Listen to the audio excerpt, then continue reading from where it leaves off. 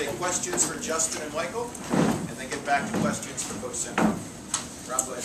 Yeah, well, first of all, we're obviously happy that we're able to move on and get to the next round here. We have a tendency to make things very difficult for ourselves, and like always, we did that again tonight. But the resiliency of our entire team, these two guys as seniors in particular, the way they played, the energy they came out with, their will, their desire, especially to start the second half. I probably screwed up towards the end of the first half. We were up 12 and playing really well, and I was just trying to get to halftime with a lead, and I sort of took the air out of the ball a little bit, and they came back in the game, made it 5, and to start the second half the way we did, and these guys, along with the rest of our starters, deserve a ton of credit for that. And then the guys that came off the bench, guys like Pat Jackson, who really had struggled to make free throws, stepping up and making 3 out of 4, just shows you the type of character he has, because he really worked on that, and I know it was important to him to help the team. Chris Evans, Eric Gaines on the defensive end, Chris Brewer. Great team effort. We're obviously very happy to move on to the next round.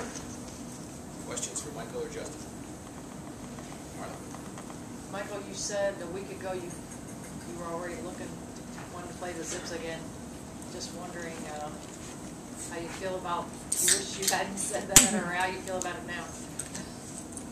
Can you repeat that last part for me? After last week, last Friday, you said, I know we got a game Thursday, but I can't wait to Friday to play Akron again.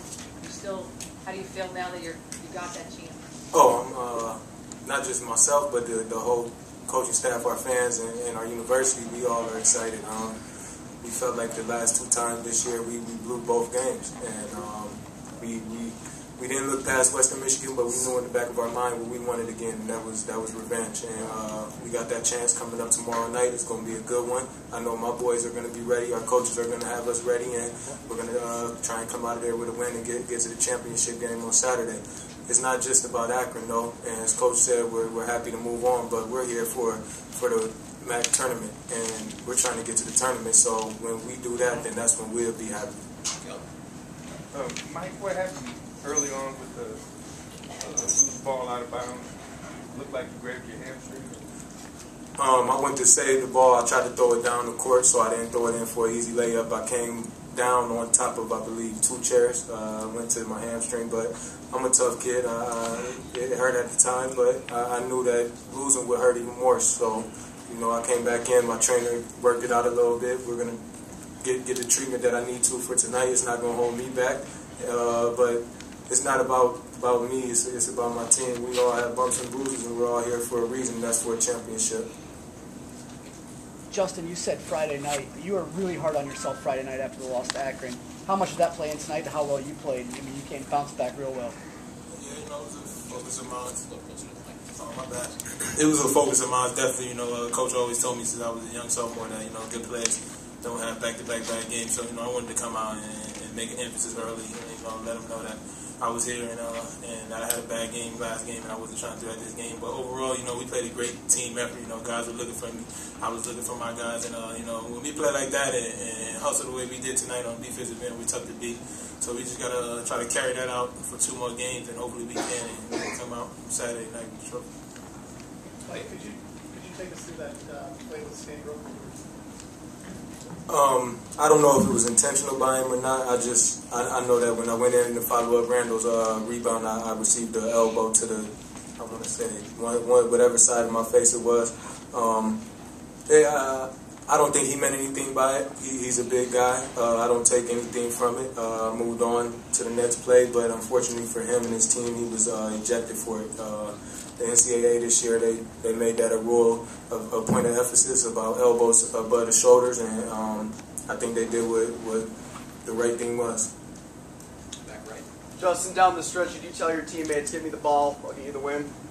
Nah, man, they just happen to look for me, and if they look for me, my job is to try to make a play, and if they shoot it, my job is to try to go get off his rebound. But they happen to look for me, and I knew that they was going to try to sit on my right hand, so I tried to, get a shot fake, and I got it. He got up, and then I got back to my right hand. So, it was a good play. And, you know, I handled what I had to handle. I got to clean up the free throws at the end, but you know, I think if I can do that, I'll be fine.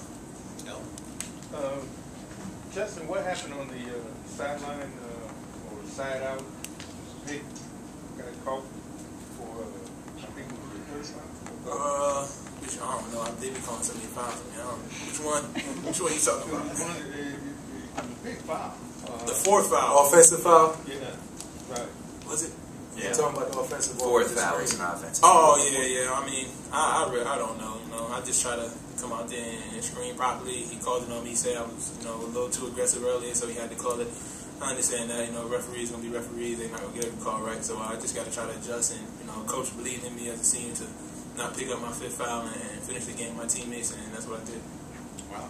Justin, did it help you that you were kind of taking some like 10, 12 footers early to kind of, you weren't under the basket getting beat up with the ankle and everything, right? Yeah, it was good to see, you know, a couple shots drop from me early, especially from, you know, 7, 8 feet. You know what I'm saying? So I feel like when I got that shot rolling, I'm pretty tough to stop. And then, you know, I build confidence, and then anything inside 2, 3 feet is going to be finished by me. So, you know, it was huge to get off to a good start. My team got off to a good start in both halves, which was huge.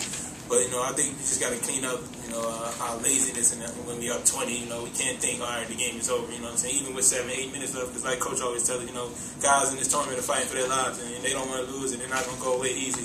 You know, we just got to clean that up, especially for tomorrow night. You know, we did that last Friday, and you know, it cost us the game.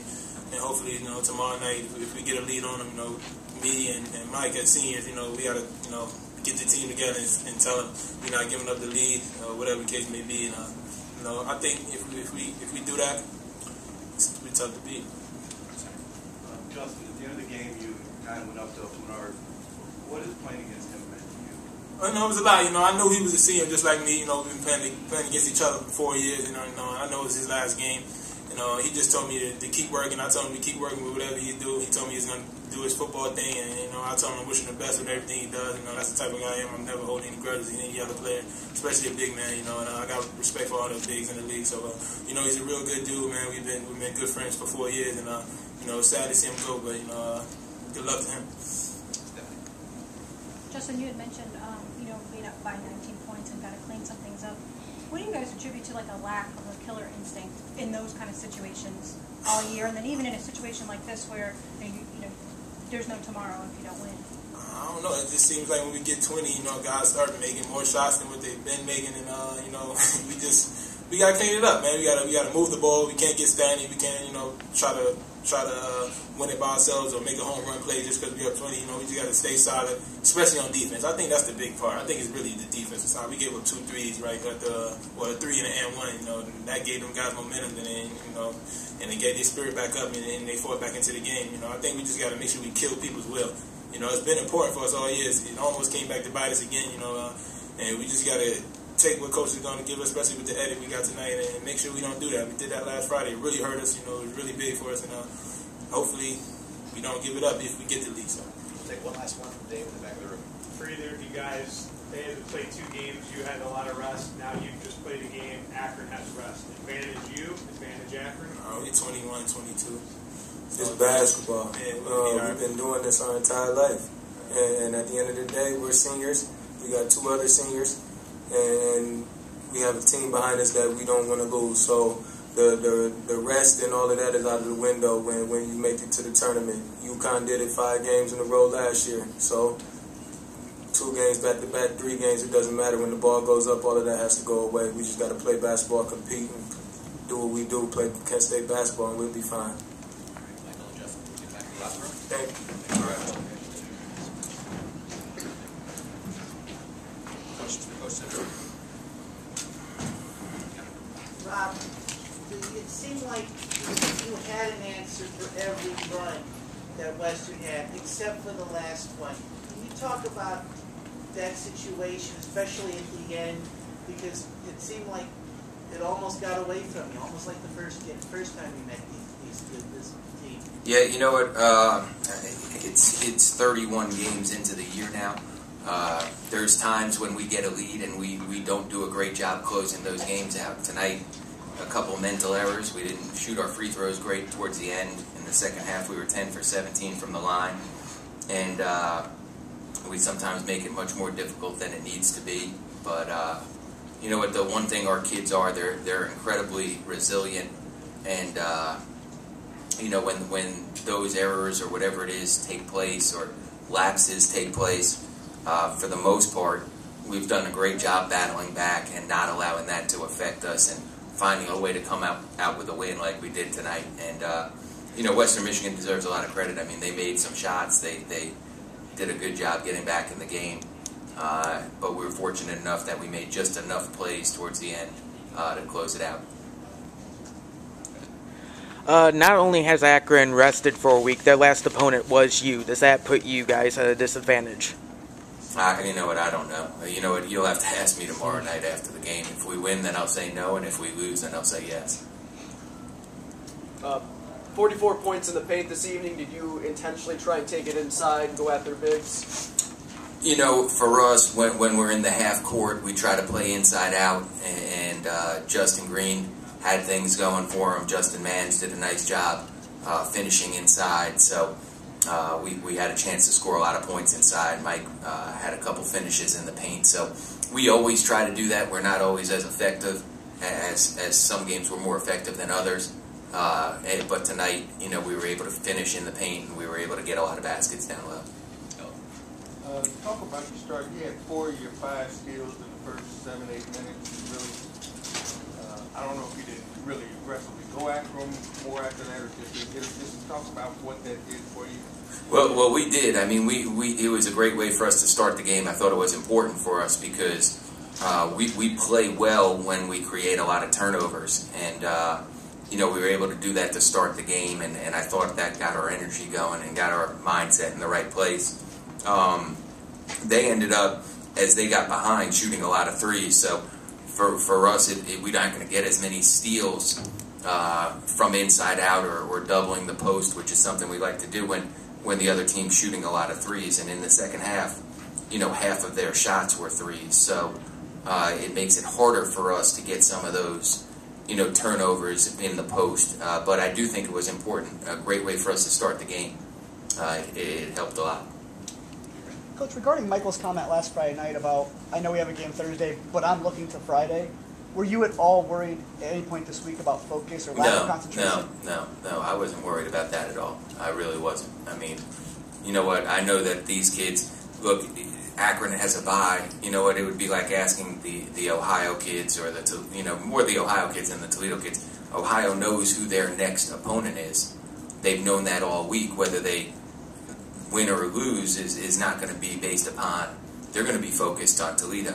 We were focused on Western, but you know, you see Akron sitting there in our bracket, so we know we're going to play them if we win, and we knew that after our game that we were going to be the 4 seed and they were the 1 seed. So focus was not a problem at all, not at all. Rob, you mentioned that your bench was particularly effective, and Chris Evans had can you touch on something you expect from him? Yeah, well, Chris has had a great year. You know, he averages close to 10 points a game. He's a great athlete who's great in transition and good on the offensive glass. I expect that from him every night. Some games he's played even better, and some games he hasn't played quite as well. But Chris is, you know, our first sub off the bench, and of all the guys, he's going to be the one, more times than not, that scores the most off the bench from us. Now, that's not to minimize the impact or the importance of those other guys, because Eric Haynes is probably our best on-the-ball defender and best guy at, you know, wrecking havoc defensively, and Pat he's our best hedge guy on ball screens and our best post defender in a lot of ways. So we need everybody. You know, we need everybody, and tonight, Chris did a great job offensively, and we're going to need him to do it again. I don't know what you're trying to figure out what you're averaging assists per game, but you had 19. It seemed like a kind of pretty unselfish game. Big number for us, yeah, and that's important for us. When we play well, and we do lead the league in assists in league play, when we play well, you know, that number is like what it was tonight.